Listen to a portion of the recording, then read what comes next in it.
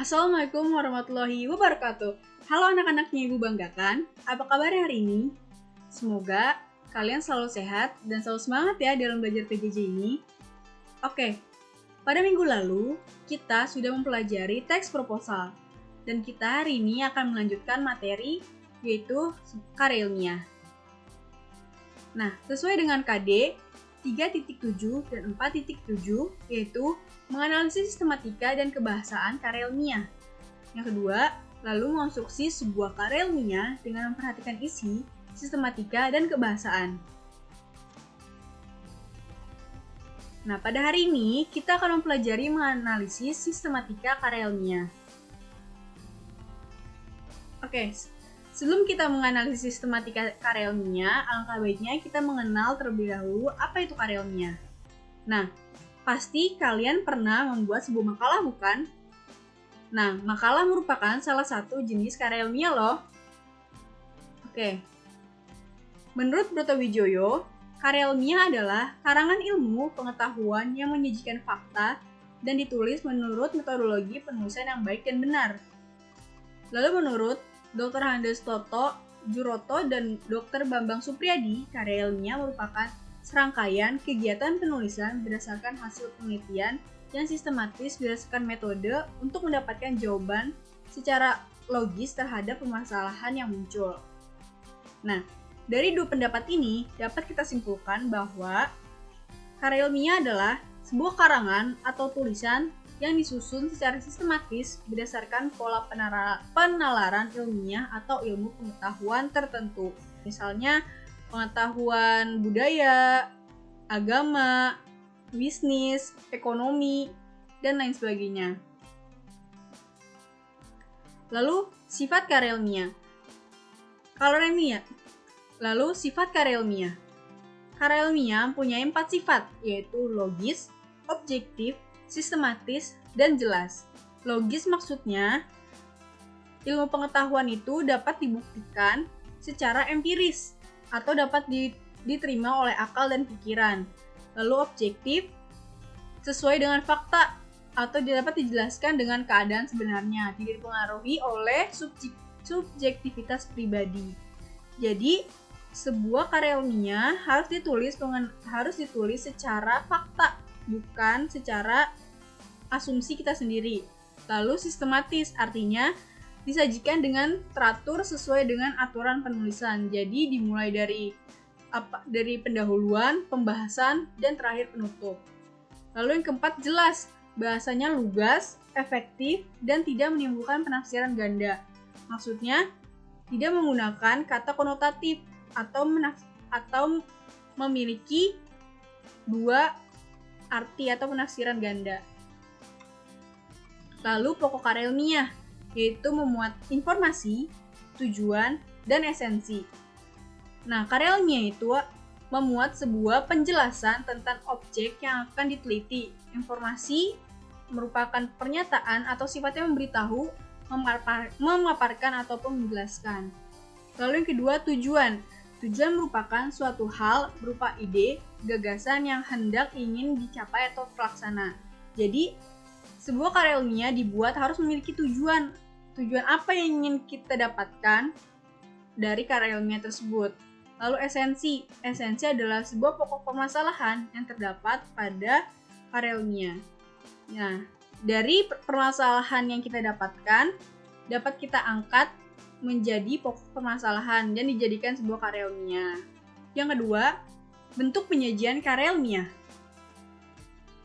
Bentuk penyajian karya ilmiah ada 3. Yang pertama populer, semi-formal, dan formal. Yang pertama populer.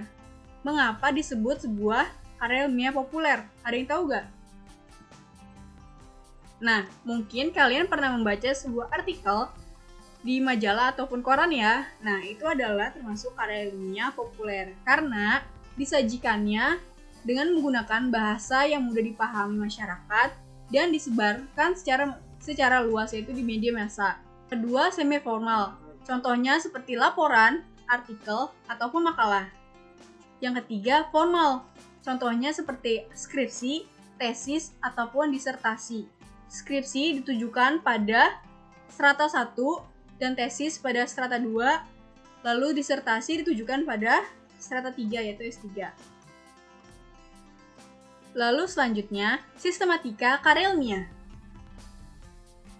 Nah, pada semi formal terdapat sistematika yang pertama halaman judul, kata pengantar, daftar isi, pendahuluan, pembahasan, simpulan, dan terakhir daftar pustaka. Lalu pada formal, judul, tim pembimbing, kata pengantar, abstrak, daftar isi, bab pendahuluan, bab telaah kepustakaan atau kerangka teoritis, bab metode penelitian, bab pembahasan hasil penelitian, bab simpulan dan rekomendasi, daftar pustaka, lampiran-lampiran, dan riwayat hidup. Perbedaan sistematika semi formal dan formal terlihat berbeda ya. Jika formal, semi formal tidak terlalu merinci, sedangkan formal terperinci. Nah, lalu kita masuk pada bagian penting dalam karya ilmiah. Yang pertama adalah judul. Judul itu harus dirumuskan dalam satu frasa yang jelas dan lengkap. Yang kedua, judul mencerminkan hubungan antar variabel. Misalnya, contohnya hubungan antara minat baca dan prestasi siswa. Nah, kedua variabel tersebut memiliki hubungan tersendiri. Lalu yang ketiga, judul juga mencerminkan pada konsistensi dengan ruang lingkup penelitian, tujuan penelitian, subjek penelitian, dan metode penelitian. Nah, di sini kita bisa lihat bahwa contoh di depan ini kita dapat ketahui apa masalah yang diteliti, ruang lingkupnya, tujuan penelitian, subjek penelitian, dan metode penelitiannya. Yang kedua, pendahuluan. Pendahuluan memuat latar belakang masalah, rumusan masalah, tujuan penulisan, dan manfaat. Lalu yang ketiga, kerangka teori. Nah, kerangka teori ini merupakan mengidentifikasi atau mengkaji berbagai teori yang relevan serta diakhiri dengan pengajuan hipotesis. Nah, dari kerangka teori yang kita dapatkan melalui penggalian sumber dari buku, artikel, jurnal, dan lain sebagainya, dan lalu dirumuskan menjadi sebuah hipotesis atau dugaan sementara. Yang keempat, metodologi penelitian. Metodologi atau diartikan sebagai prosedur atau tahap-tahap penelitian, mulai dari persiapan, penentuan sumber data, pengolahan, sampai dengan pelaporannya. Lalu yang kelima, pembahasan. Nah, dari pembahasan ini berisi tentang isi pokok yang terdapat pada rumusan masalah atau tujuan masalah yang kita ajukan pada bab pendahuluan. Nah, data yang didapatkan dari pembahasan ini dapat dari wawancara ataupun teori-teori yang kita dapatkan dari sumber pustaka. Yang tadi Ibu sebutkan dari buku, jurnal, artikel, internet, dan lain sebagainya. Lalu kesimpulan dan saran. Kesimpulan merupakan penguraian secara ringkas dari pernyataan pokok yang telah dikemukakan secara garis besar. Lalu sarannya, dalam penulisan karya ilmiah ini, kita dapat merekomendasikan atau memberikan saran kepada pembaca dari hasil membaca karya ilmiah kita. Lalu yang terakhir, daftar pustaka. Nah, daftar pustaka ini merupakan hasil kepustakaan yang digunakan dalam landasan karya ilmiah dari sumber tertulis, baik dari buku, artikel, jurnal, maupun sumber-sumber dari internet.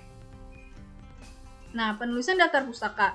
Yang pertama, memuat nama penulis, tahun atau edisi penerbitan, judul buku, artikel atau berita. Yang keempat, kota penerbit, dan kelima, nama penerbit. Ini contohnya, yaitu judul bukunya Merancang Karya Tulis Ilmiah yang ditulis oleh Suherli Kusmana, tahun terbitnya pada 2010, diterbitkan di Bandung, dan diterbitkan oleh penerbit Rosda Karya.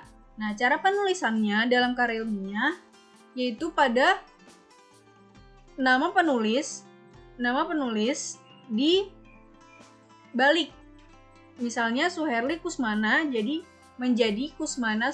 Nah, dalam penulisannya sebuah daftar pustaka, nama penulis dibalik nama belakangnya menjadi depan. Misalnya Suherli Kusmana menjadi Kusmana, Suherli, titik, tahun terbit, titik, merancang karya tulis ilmiah atau judulnya, titik, kota penerbitan, titik 2,